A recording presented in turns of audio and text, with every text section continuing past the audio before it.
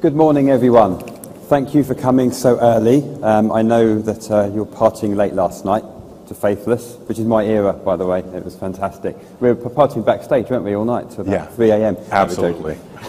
So this is Beyond the Marketing. It's Horizon 6 Technical Deep Dive. My name is Ray Heffer. I work in the End User Computing business unit, and we're specifically focused on technical marketing and enablement. We work with customers as well, so we're producing a lot of this content based on field experience. I'll introduce you to Jim. And my name is Jim Yannick. I'm also part of the End User Computing business unit in tech marketing. I'm Ray's colleague. As you can probably tell from the accents, Ray's from the UK, I'm from the United States. Today, obviously, we're going to talk about Horizon 6.2. We kept the abstract a little generic because we didn't know what the timing was on the release of Horizon 6.2 when we started this process, but that's what we're going to talk about today. I'll go back here for just a sec. As you know, anything that we say that's potentially forward-looking is roadmap and should be taken that way. Then it's the standard disclaimer here. As you know, VMware has been in the end-user computing business now for quite some time. Obviously, our Workspace suite encompasses a lot of different things. Desktop, mobile, secure content, the ability to authenticate to things through an identity manager and to be able to get to a lot of different resources from one workspace, a digital workspace, as Sanjay called it in the keynote on Tuesday, and the ability to host all of that on a single cloud, on a software-defined data center. We've gotten a lot of kudos from the industry. Gartner, of course, has named AirWatch as a leader, and obviously I've been at VMware now for nearly 8 years, and we've been involved with a virtual desktop that entire time. The fact that now in the desktop space that we've been named a leader by IDC, we're really happy with that, and obviously that's thanks to a lot of you as our customers for helping us get there. So today, as we said, we're going to talk about Horizon 6.2. This is actually for a dot release, is a rather comprehensive release. There are a lot of features. And I've broken them up into a couple of different categories. We're going to talk about some things that are really platform related.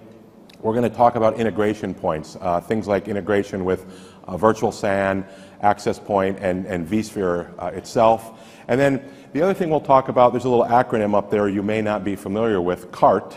It stands for Client Agent Release Train and really represents our quarterly efforts around releasing new clients and new features in clients, as well as the back end, the agent that correlates with that runs on the virtual desktop or the RDS 8 server. So we're going to talk about some of those new features that happen to release at the same time as the Horizon 6.2 release. I'll just skip through this. This is just a summary slide of all the things we're going to talk about, but I have slides on each one of these. First thing, we'll talk about View Composer. So View Composer is something we've had for quite a long time. The ability to create virtual desktops that are linked clones. Really, one of the big use cases around this is updates. So I need to patch, I need to add software. The ability to stamp out multiple machines. We've extended that capability to RDS 8 servers. So when we first released RDS 8 support last year in Horizon 6, you had to manually create pools. Now you have the ability to create an automated pool using Composer. So we can create link clones. And obviously, the big use cases around this are, or the big benefits around this, I should say, are the ability to do updates en masse and to create a large farm of RDS servers that look exactly the same. Just a sort of a little review on link clones. The way these work, some of you have probably used Composer with desktops. We start with a base image, right? So there's a gold master image or a starting image, and we take a snapshot of that. Once we have that snapshot, we can create the link clones. And the way this operates is we write out what we call a replica, which is the boot drive, really the OS drive that goes on each data store. And then linked clones are created off of that. So each machine then is linked to that boot drive or that replica and becomes a unique object so that they're identical. And then if we have multiple data stores, as the slide is kind of animating here out, we can put a replica on the other data stores and put more link clones on additional data stores. One of the big things around this is it saves disk space. If you look at a standard clone, and I'll just build this slide out here. If you look at a standard clone of 20 gigabytes and I need 100 VMs, it's going to take a 2 terabyte SAN. If I'm doing linked clones, it's a bit different. I start out with that 20 gigabyte image. I create my snapshot. That takes up a bit of space. But then I write out that replica, and that replica represents 20 gigs. It's thin provision, so it's usually less than the full provision size of the disk. If I need 100 link clones there, and each link clone grows to 5 gigabytes, and to be honest, 5 gigabytes is a ridiculously large number. We're sort of saying this as a worst case scenario. I'm still at a quarter of the storage, about a 540 gigabyte SAN. This formerly wasn't as big of an issue because most people were using spinning disk and needed to have a lot of disks in order to get the I/O performance, so they'd have a lot of extra space. It becomes more of an issue as I'm starting to use SSD and things that are more space constrained. The other thing I'll point out there, you see on the slide, we do talk about the RAM as part of that disk image, because if we're not setting aside space for RAM, we're going to write that out on disk in the form of a swap file. So setting aside that space and can save some disk space. Just a note on that, on the RAM. Yeah. One of my favorite tips is to set a memory reservation. Yeah. These days, and I hope this is true with a lot of yourselves, is the hosts will have, you're not going to be RAM constrained, it's more likely to be CPU. So if you can set a memory reservation of 100%, that eliminates the virtual swap file that's created. Now the virtual swap file is equivalent to the virtual machine memory minus any reservation. So then if you have 100% reservation, there's no virtual swap. Now if you've got 100 VMs, like in that case it's 2 gig of RAM, it could be more. That's a lot of storage you're saving as well. So do bear that in mind if you have the host memory available to reserve it. And of course, you're also guaranteeing memory, and that's going to help you performance and deliver a better end user experience as well. So just a little more detail on this. So you'll notice here, this is a screenshot from the user interface, the view administrator. So now, in addition to manual pools, I have the option of doing an automated pool. So this is where I start doing a view composer pool for an RDS Hfarm. I can do things like set aside a naming pattern, just like you can with desktops, so that I can have all of the machines off of a standard naming pattern. And then I can set my pool size. So let's say I want this farm to be 10 servers large, and I want 5 of them to always be available during recompose operations. I can set that up here in the interface. I also have the ability to use sysprep for the customization specification. So in order to customize, I can set a customization specification up in vCenter and use sysprep to get that customization done as I do this pool of linked clones. This is a little feature comparison, and at first glance, it looks as if there are far fewer features on the server side than there are on the desktop side. But honestly, most of those red X's on the server side represent things that aren't necessarily part of a server use case. Like, for example, a rebalance operation. We reckon if you're going to move the storage of the servers, you're probably just going to create a new pool of servers rather than rebalance them anyway. So just a little bit of a comparison here. As I mentioned already, we're using sysprep for RDSH. And those bottom ones, the user data disk, the disposable disk, those are really around desktop use cases rather than a server use case, but we just don't support those within linked clones for servers. In fact, quick show of hands, who uses disposable disks today? Yeah. No one. Oh, one, That's two, good. three. Yeah, just there's not a great deal of use cases for the disposable disk anyway. Yeah. On virtual desktops.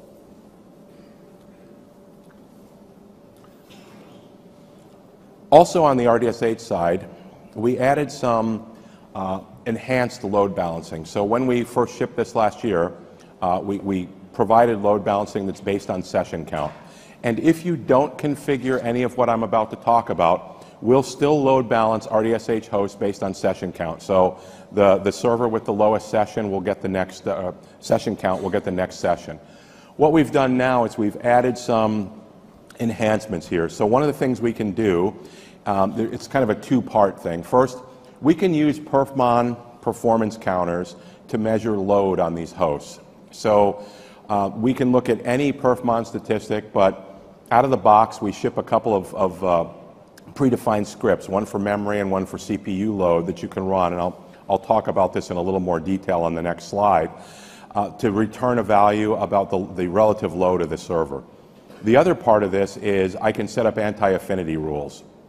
So if I have an application that uses quite a bit of resources, let's say AutoCAD. Or Notepad. Or Notepad. Really yeah. Notepad is really a heavy app. And in fact, there's a screenshot here that's showing Notepad. So I can set up an anti-affinity rule that says if 3 copies of AutoCAD are running on the server, 3 sessions are running, don't run any other apps. We want to move those to other servers. So let's take a little deeper look at this. So as I mentioned, the first part of this is a performance-based load reporting. So the way this looks is in the middle there, you see I've got 3 RDS hosts. That would represent an RDS Hfarm. And on each one of those hosts, I'm running a script. And that script is basically going and looking at a value in perfmon. So let's say it's the CPU utilization value. And it's reporting back a load to the connection broker. Everything from a load 0, which means no more connections, I'm way too busy, all the way up to a load 3, which means I'm very lightly being utilized, and I'm probably the preferred server to put a session on. If a user already has a session open, so they've connected, they've opened some applications, they've disconnected, and then they've come back and reconnected, we'll give them back the session that they already have open. So there's a magnetic session rule where we'll override the performance monitor counting. The second part of this is, as I mentioned, application anti-affinity. So what I can do, you see in the screenshot here, I'm looking at the calculator app because that's a big app that everybody uses on RDSH. And I'm setting up an anti-affinity rule that says if I'm running 2 copies of AutoCAD on the host, don't run this app. So I can go and configure this for each one of my apps. Again, if I have a session that's running already, or I'm running in an RDS desktop, this will be ignored. Keep in mind that these are things that an administrator can configure if they want to. They don't have to. We've just given a lot of granular control to how to place sessions on RDS hosts. I think the only tip, if you're looking at this for the first time, you'll notice when you add your RDS Hfarm, the default max sessions will say 150. Mm-hmm. Please don't have 150 sessions on each RDS host. You know, look at the load, look at what the applications are. Typically, we see, about 30 sessions around that figure. Yep. So do make sure you adjust that. If you're not going to go into that level of detail, just at least adjust the max sessions for each host. And that's in the RDS Hfarm settings. Yeah, and then you can just let the session count load balancing take effect, because that'll happen automatically without having to configure any of this. So another thing that we've added to RDS capabilities is the ability to do a 3D hosted application. So we've had 3D desktops for a while, both VDGA, VSGA, and then NVIDIA vGPU grid. So now we can do this for individual applications on an RDS host. So I can do VDGA and I can do vGPU with NVIDIA. This just gives me a lot more flexibility in how to deliver a 3D application. I'm not required now to deliver a full desktop. I still can, that's still an option, but single apps are also an option. There's a couple. Just to clarify, VDGA, that's direct pass-through of the physical GPU device. And in fact, if you have something like the NVIDIA K2, there's 2 GPU cores on there, and you can pass each core through as a separate device. Right. And you'll see it as a PCI pass-through device. vGPU is slightly different. It still uses the native NVIDIA drivers on the RDS host, or if you're using it on a Windows virtual desktop. But it's sharing that you have a profile, and each virtual desktop or each RDS host will have a frame buffer that you specify. So it's slightly different. It's not just pass-through of the device. So as we're saying, you can do this with VDGA or vGPU, and there is a new setting here in the agent. I have to turn on 3D RDSH when I'm installing the agent. So when I put an RDS host in a farm and manage it through Horizon for published applications, I install the Horizon agent on it. It's the same agent we install on the desktop, but it knows it's on an RDS server, so it acts a little differently. So one of the options you have now is this new 3D RDSH option. So when I install that agent on the server, if I'm going to do 3D applications, I need to select this option. And then when you do select that option, when you do install it, just to kind of give you an idea of what it looks like, this is just a screenshot of the drivers that are installed within the Windows server. What you're going to see is you're going to see your NVIDIA grid or NVIDIA Passthrough driver that's active, and the standard SVGA driver will be inactive. They'll both be there, but one will be active, one will be inactive. That's part of the installation process when we put the agent into 3D mode. And then just as another little tip here, when you're testing this out, there's a little application you can download called GPUZ that you can run on the host, and it will actually measure the activity that's going on in that physical GPU so that you can see numerically what's happening and sort of test out that this is working properly for those applications. If this is something you're interested in, possibly next week or certainly within the next 2 weeks, we'll be uploading a video on how to configure this with RDSH. It's a 10-minute video. It literally takes less than 10 minutes to configure. So that's on the VMware End User Computing YouTube channel. So do look out for that. Yeah, and that's really a good tip. We actually have a lot of little videos that we put out there. So we've got one about access point, which we'll be talking about here in a little while, and I think there's one on a couple of the other features that we're talking about here today. Have you got that one? Biometric? Biometric, yeah. There's one on the biometric, which we'll get to here in a while. So it's a good place to check in if you're looking for just sort of video guides for some of our features. So we're still talking about RDS applications, but now we're also talking about cloud pod architecture. So cloud pod architecture is something we released last year with Horizon 6 that allows us to, as the graphic kind of shows here, take two different view pods or two different view installations and link them together.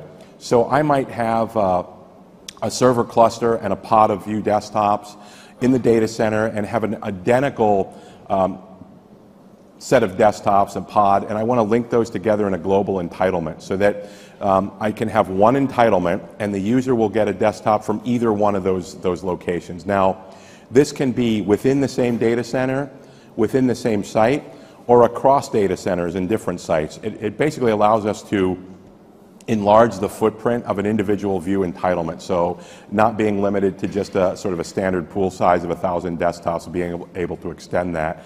One of the use cases I see for this for a lot of is I have a healthcare customer that has probably about 20 different pools that are exactly identical. So we can link those pools together, give the user an entitlement, and then it doesn't much matter which pool that they're actually getting their desktop from. Now what we've done is we've extended this. We've been able to do it for desktops for a while, but we've extended it to be able to do it with applications, RDSH applications. So now, in addition to a global desktop entitlement, I can create a global application entitlement. Just curious, show of hands, how many of you are using cloud pod architecture in your environments? A couple? A little bit?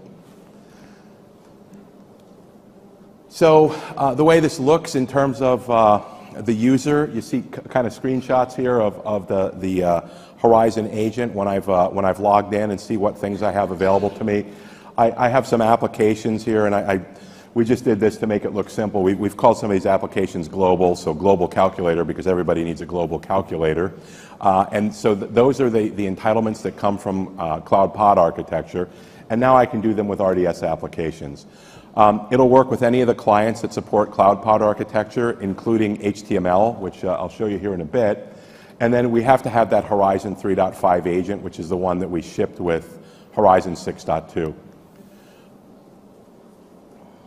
So another thing we've added to cloud pod architecture is the ability to use HTML access. So you used to be required to use a client, an actually installed client, to be able to see your global entitlements.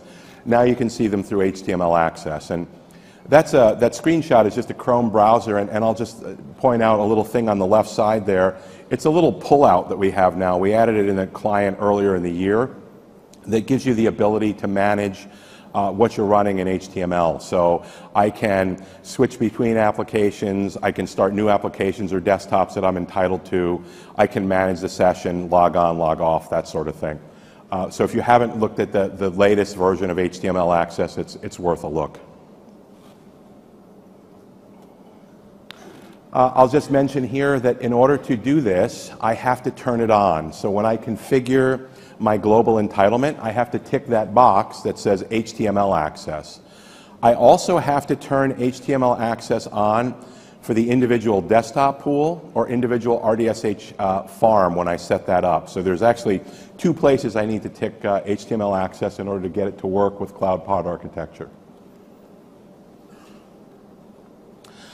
I'll just mention this somewhat briefly. This is probably not as big a concern here in Europe as it is in the US, but Horizon 6.2 now has common criteria certification. I should say common criteria certification is underway, but we've added the ability to do a FIPS mode, and it's the Federal Information Processing Standard, and really we're focusing on the cryptographic aspects of that. Really, this is primarily a U.S. federal government feature, but I know common criteria is something that's used wider than within the U.S. We are in the process now of having the common criteria audit done and certification done, and we expect that'll be done within the first half of 2016. So we'll have some information out about that. But Horizon 6.2 will be required to be able to match that common criteria certification. So we've been doing 3D with NVIDIA now for quite some time. We've added now support for AMD hardware. So the specific support we've added is the direct pass-through, so the VDGA. So as Ray talked about, the different versions of 3D support, VDGA, vGPU, vGPU being an NVIDIA specific thing. But we can do VDGA now with AMD hardware. And it's going to be specific hardware. So much as it is specific hardware with NVIDIA, it will be with AMD as well. So it's specific cards, primarily the rapid-fire based cards, and specific servers.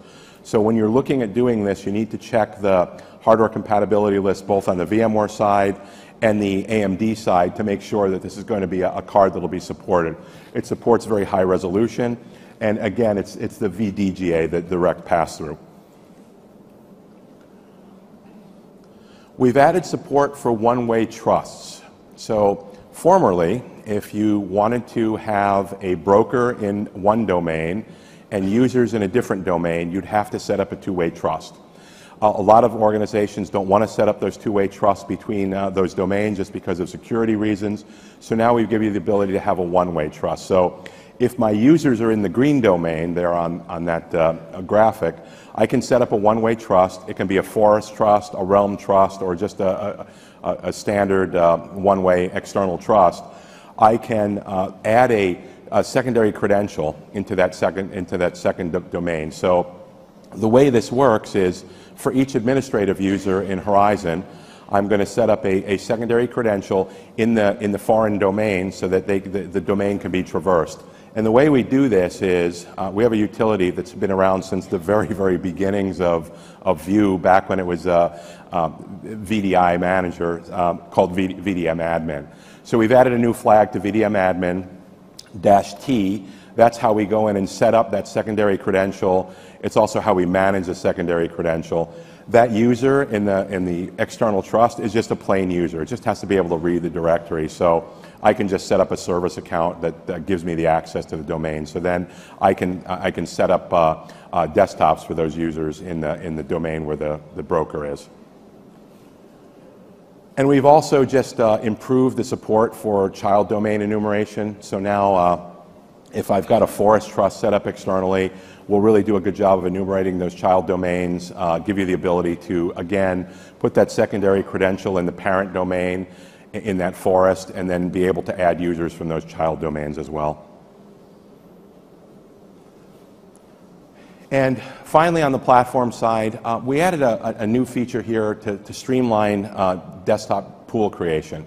So we've added a clone feature. If you have an automatic pool, so a linked clone pool, and you're going to create an identical pool, instead of having to go through the wizard and create that pool or do it through the command line, and now I can just clone that pool. So if I want to set up an identical pool, I clone it, I give it a new name, and we'll go ahead and create that pool automatically. And then one other thing we've done is we've made a couple of enhancements in the licensing in the console. So on the left side of the screen is the old view, on the right side of the screen is the new view. Two big things at the top. Instead of just telling you that you're licensed, we've added a obfuscated or cloaked view of your license key. So the first couple of characters are there, the last couple of characters are there. This way, if you're trying to figure out what license key you applied to which connection servers, now you can get it visually in the console. So as you're trying to manage your licenses, it'll be much more apparent to you where you've applied those. And we've also added counts for both concurrent users and named users. And Ray, I'm going to turn it over to you. Thanks, Jim. Okay, yeah, so we're not done yet with the features. No. Access point, and Jim just touched on this, so let me dive into some detail here.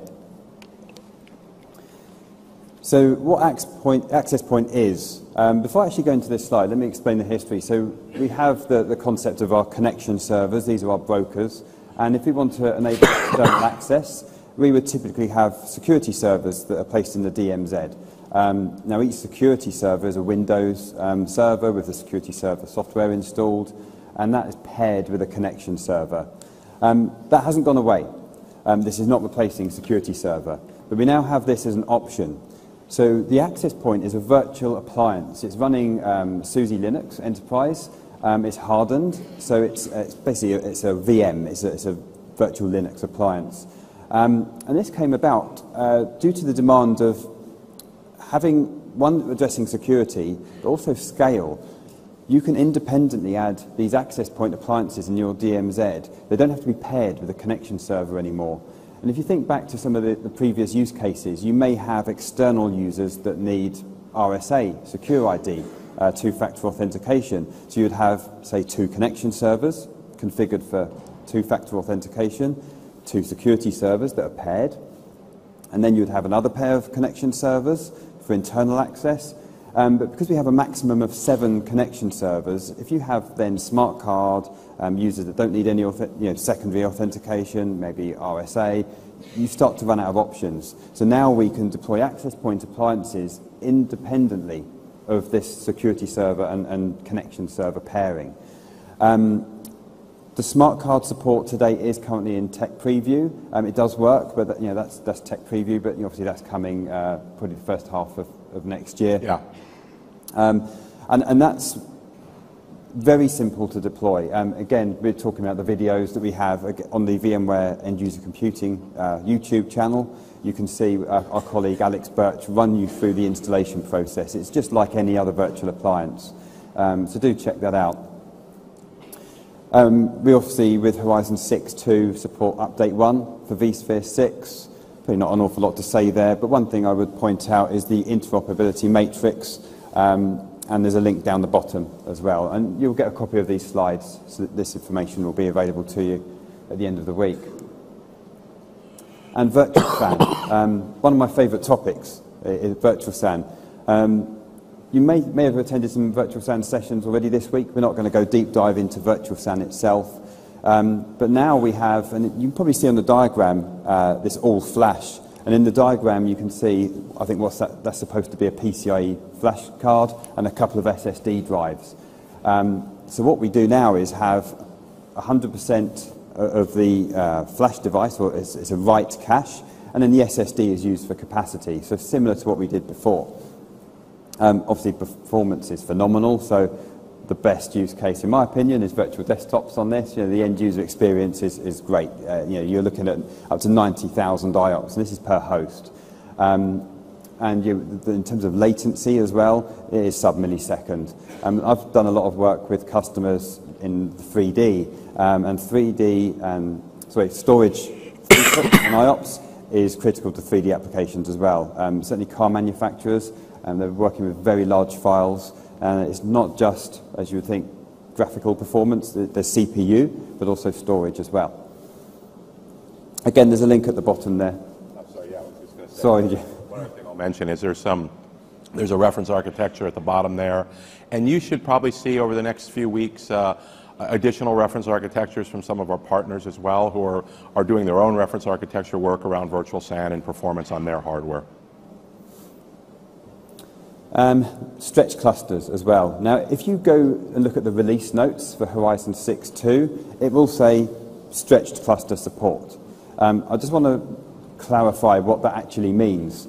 We still don't support taking a view instance, or what we call as that view pod, and separating the connection servers across a WAN, even if that's a stretched cluster on a metro cluster.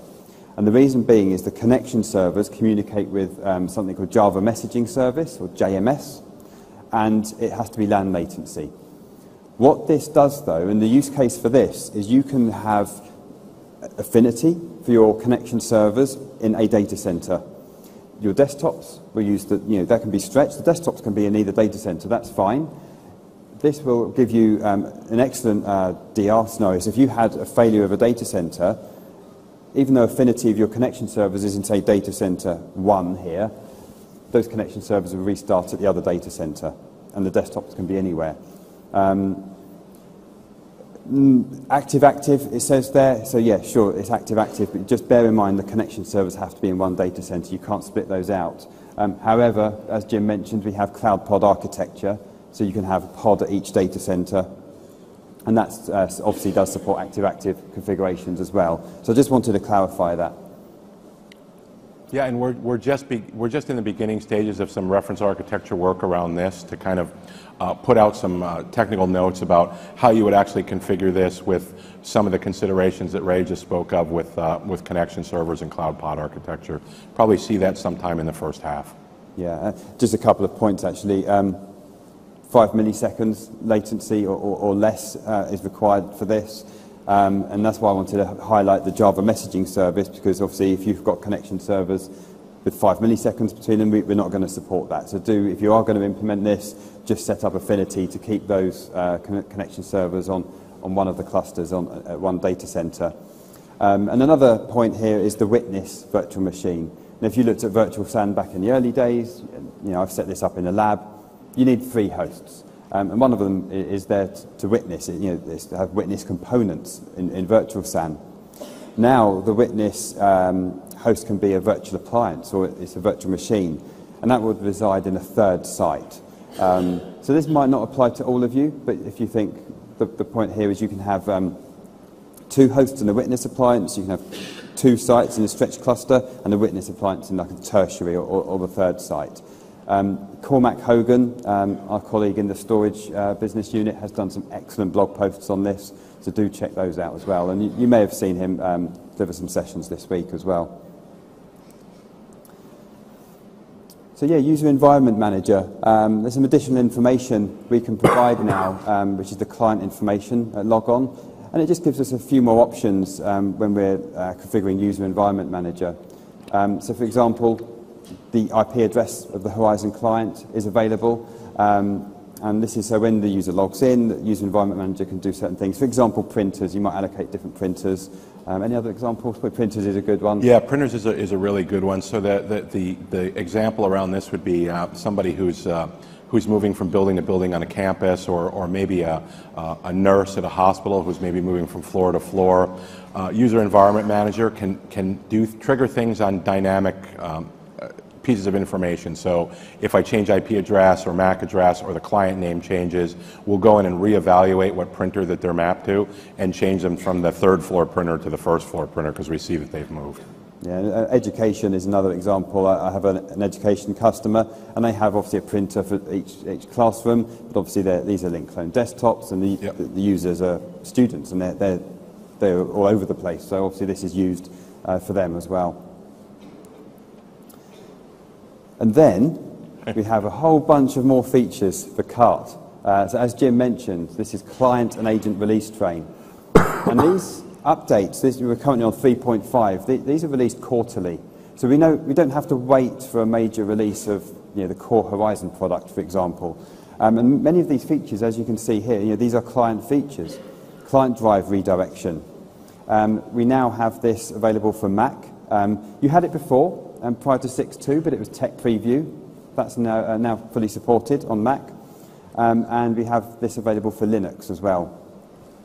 There's encryption and compression for client drive redirection, and file type association for RDS applications.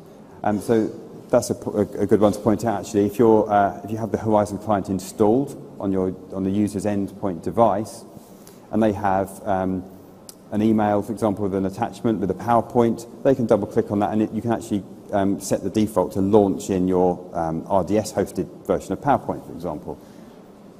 We've got slides on all of those. But we cover that. Yeah. Thin print, static name support, Windows 10 support, and obviously OS X El Capitan support. Who's upgraded to the latest version of OS X, by the way, for you Mac users out there? Okay, yeah, a couple of you. I had some awful experiences, but that was a Mac thing. I've sorted those now. Yeah.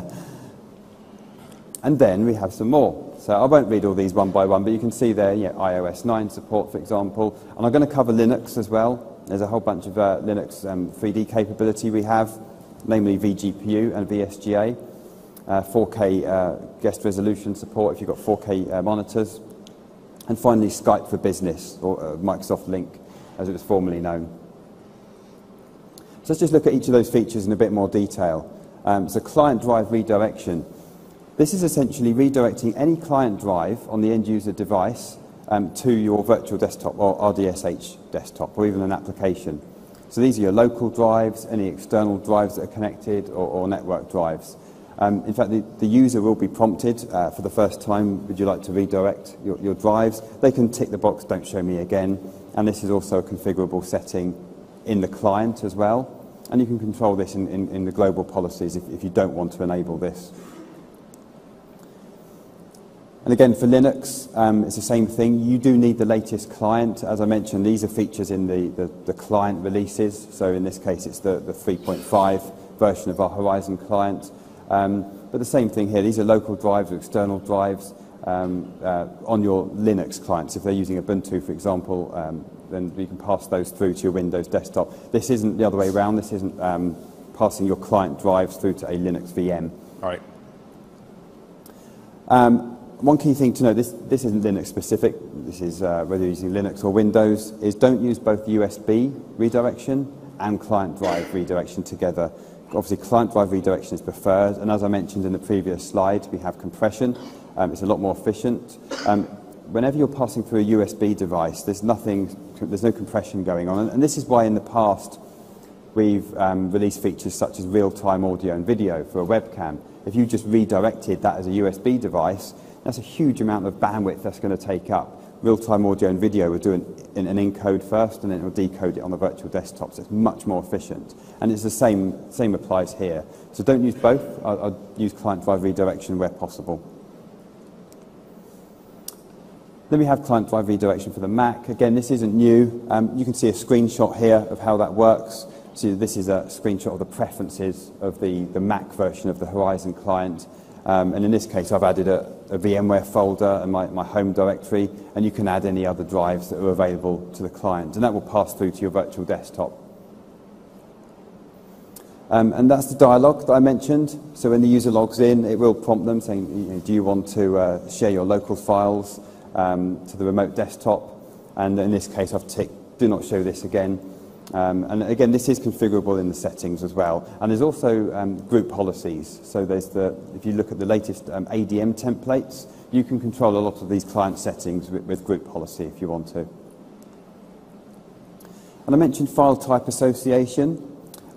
So here we have some documents like Word document, PowerPoint, Excel, and a PDF, for example. And really what file type association is doing is, if your Horizon client is installed and you're using 3.5, if you had, for example, PowerPoint on your local desktop and your virtual desktop, you can actually choose which one you want to set as the default, or which one, if you do open with, you can choose to open PowerPoint on the virtual desktop. But in most cases, the point of this is they're using their virtual desktop, so you just set the default to open all the Office apps on the remote desktop. Whether that's an RDS app, for example, it doesn't have to be Office, this could be any application. And it really does simplify the experience for the end user as well. They no longer have to think, okay, I'm just clicking this document, where is that? Do I have to go to the virtual desktop? Right. Is this on my local machine? When configured properly, that's the purpose. Make it easy as possible for the end user. And there's a few other notes there. Obviously, data compression uses the same mechanism for client-drive redirection to do the compression, and SHA-256 encryption as well is between the client and the session in this case. A note on thin print, static printer name support. Just show of hands, anyone using thin print today? Okay, great. Quite a few of you. So this is, again, a new feature. Again, it's a client feature. Anything you want to add on this? Yeah, this is actually sort of a fix to a little problem that we've had for a while. And so if you look on the left side of the screen, it's the way we used to do it, where if you'd connect, we would take the printer name and a client ID and make that the printer name for thin print. So if I were to log in, opened up an application and print, and then I were to disconnect and move to another station, the printer name would actually change because we'd add the client ID for the new station, so the application would become confused. Now what we're doing is we're just using the printer name, and we still have client ID because that's how thin print knows where to send the print job, but we're just poking that into the registry now instead of making it as part of the printer name. So we just kind of cleaned that up. Great, thanks. And Windows 10. This is Windows 10 Agent, so as a virtual desktop or as a client. We support the end user device if they're using Windows 10, that's fully supported as well, along with Smart Card. If you're going to be using Windows 10 in the Agent as a virtual desktop, make sure you're running at least vSphere 5.5 Update 3 or vSphere 6. And obviously we do now support Skype for Business, formerly known as Link. That's fully supported as well with Windows 10. El Capitan, I mentioned, that's fully supported, not much to talk about there. iOS 9, I'll skip through these. These are fairly self-explanatory, and this is a good one. We have a video on this, actually. That is on the YouTube channel, I believe. Our colleague, was it yourself or Alex Burke? I think Alex did it, yeah. Alex did this, yeah, and it's really smart. I use an iPhone, and you can log into your Horizon client using biometric authentication. It's a really good demo. It looks great. And it's nice and easy. Anything you want to add there on configuration? Yeah, this is, there's just you just have to turn it on. Basically, it's something that gets added to the Atom database. Basically, you turn it on, and then it just makes it really easy for the users, right? So I use this with my banking app and my credit card app and all those sorts of things. So now I can do it with my Horizon client as well. Yeah, do check out that YouTube channel because, as Jim just mentioned, this isn't a selection in the GUI, in the graphical user interface. You have to go into the Atom database to make the change. Yep. It's a one-time change. It's not as horrific as it sounds. And when you see the configuration in the video, it's actually fairly straightforward. Yeah, it's a really quick edit. Okay, another one of my favorite topics is Linux. So we've had support for Linux desktops for a while, and previously we supported direct pass-through of a graphics card. Obviously now we support the NVIDIA Grid vGPU support. So a couple of notes here. You see this is supported on Red Hat Enterprise Linux 6.6. That is required. You may find if you're playing with this in a lab it will work on other versions, but this is the required version for support. And if you're new to vGPU, just a note on what this is. This is sharing your GPU across multiple users. And when you configure vGPU, you're presented with an option for each of your virtual machines to select a vGPU profile. And essentially that profile dictates what the frame buffer memory is allocated to each session. And that frame buffer obviously will depend on the use case. If you just have a light use case, maybe you want to just provide a better user experience, some light 3D applications, you can select the appropriate profile. If you're using a heavy CAD or engineering application, obviously you might need to allocate more memory, but obviously then the consolidation goes down. But this is more efficient than obviously direct pass-through where it's just one-to-one to each GPU core on the graphics card. In terms of card support, this is on the NVIDIA Grid K1 or the K2. vSphere version must be on update 1 of vSphere 6 as well to support this. But OpenGL 2.1, 3 or 4 is fully supported. And again, we have some video content coming out on this as well, where you can actually see this in use. And I think our colleagues in end-user computing, I can't remember who did that now, but there's another YouTube video actually showing this working with 3D, and it's really good. It's very simple to set up. Oh, a note here. The NVIDIA Grid M60 cards will support this feature. I don't know if you saw at VMworld US just recently, NVIDIA announced their new Maxwell cards. This is the M60, so that will be supported as well. Then we have VSGA, not SVGA, VSGA support. Again, specific version of Red Hat Enterprise Linux here is 7.1. So it is very specific. What else to say there? Again, it's shared vGPU. It's not the same thing as vGPU. It requires an SVGA, sort of VSGA module to be installed on your ESXi host. So it's basically the difference is if you want native NVIDIA drivers for certified applications such as AutoCAD, then vGPU. This is similar. VSGA requires the driver on ESXi, but then it's a different driver on the desktop itself. And then we've addressed a small problem we had with Linux desktops previously, and I don't know if any of you guys were on the early access, but you may have noticed when you log off that, or a session was disconnected, that the session was not logged off. We can now configure this setting. You can see this is the desktop pool settings here, and we can set a log off time. So if the session's disconnected, in this case after 120 minutes, that will be logged off. In previous versions, that would just sit there, which was a bit of a pain. I'll let you explain this one. That's a really nice picture of a yak, right? Yeah.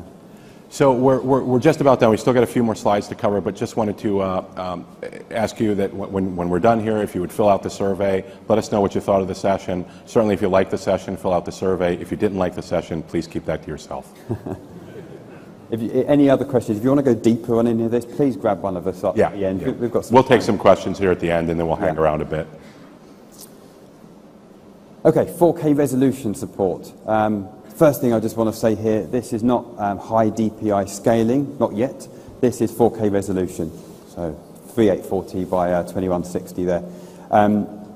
There's some specifics here. There's a useful document that's out there. I think it's in the community forums that our product manager has shared. But just to summarize some of that, this is 3 monitor support with Windows 7 and Aero disabled, and you have to have hardware version 11. Or single monitor support with Windows 7 if you're using hardware version 10, or Windows 8, as it says there. And again, this is a client feature, so make sure you're running the latest version of the Horizon client, which is obviously currently 3.5 or higher as we release new versions, and the latest version of the agent as well. And then you can see now why we're calling this the client and agent release train, because many of these features go hand in hand. And I mentioned Skype for Business. I don't know if you've seen, we've had this before, Link, Microsoft provide a VDI plugin. You have to be using a Windows device, on end user device, right, to enable this. Microsoft haven't created a plugin for Zero clients, for example, or Linux. But for those of you that have Windows client devices, you can see now we support Windows 10 VDI desktops as well as RDS 8 sessions as well. So also Windows 10 on the virtual desktop as well as your client desktop here. Any questions? Yeah, we'll take questions. There are some folks with microphones. We can't see you really well, unfortunately, just because of the lighting. Yeah, we're a bit blinded by the light. If you raise your hand, they'll come around with a microphone and you can ask a question. There's a lot of features there. Oh, we've got some questions.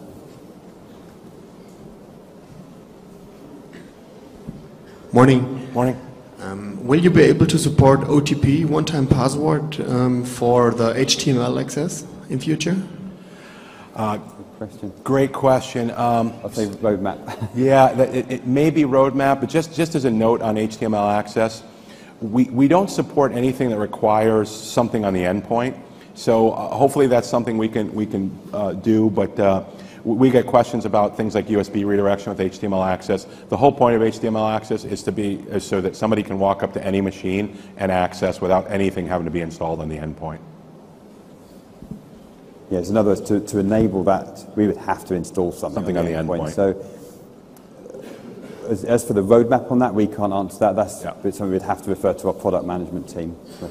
I haven't seen anything about that specifically in the roadmap, but that doesn't mean it couldn't come at some point.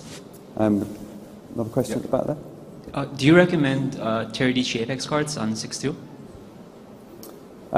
Do we recommend it?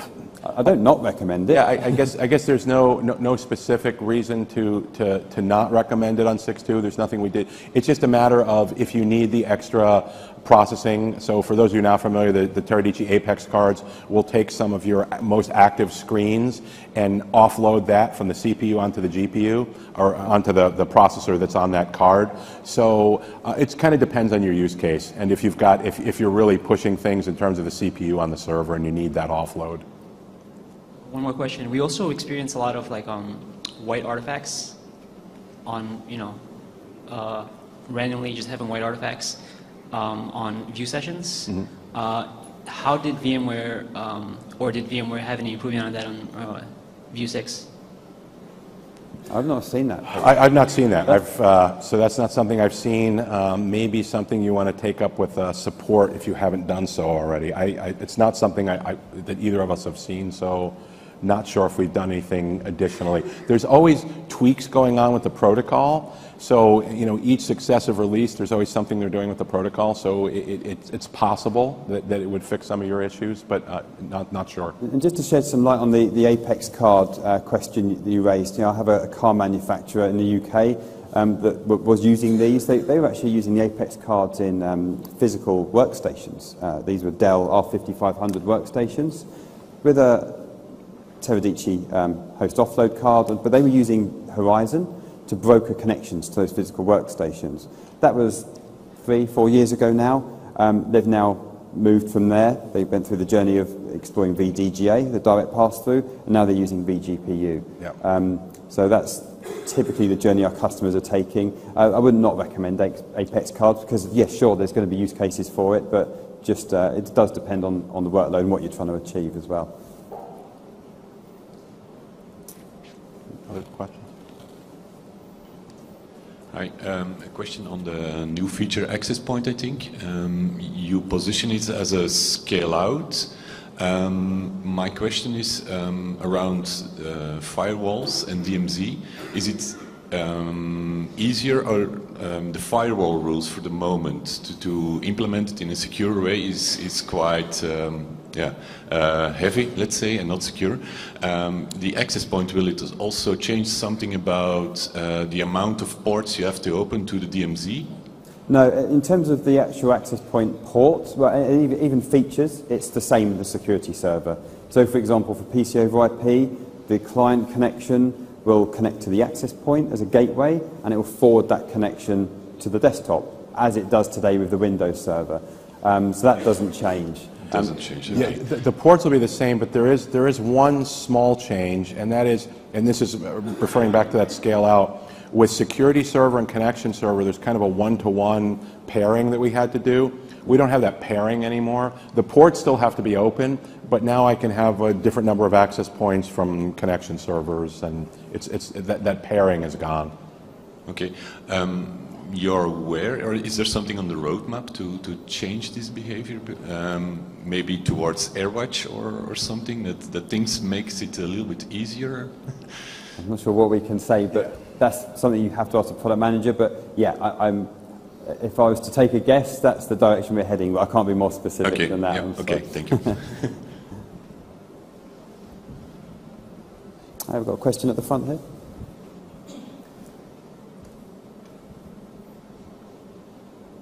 Hi, my name is Suresh. Hi. Do you have any reference architecture for app volumes, UEM, and VMware View? Yeah. It's coming. Yeah. So it's underway. So there's some things that are happening there.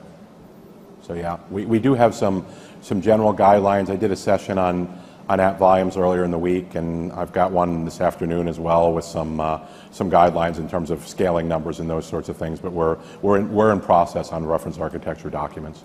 Okay, thank you. Got another question at the back?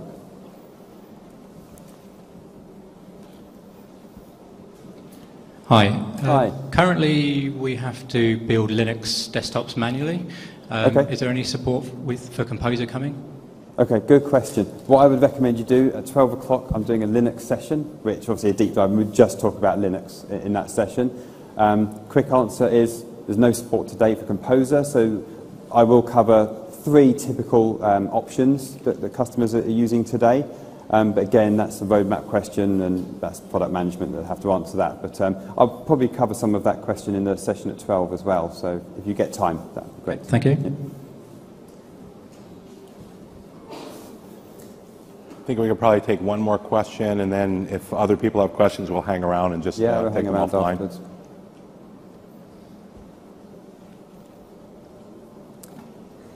No? Okay. Well, great. Thank you very Thanks much. for coming. Thank you. Appreciate your time.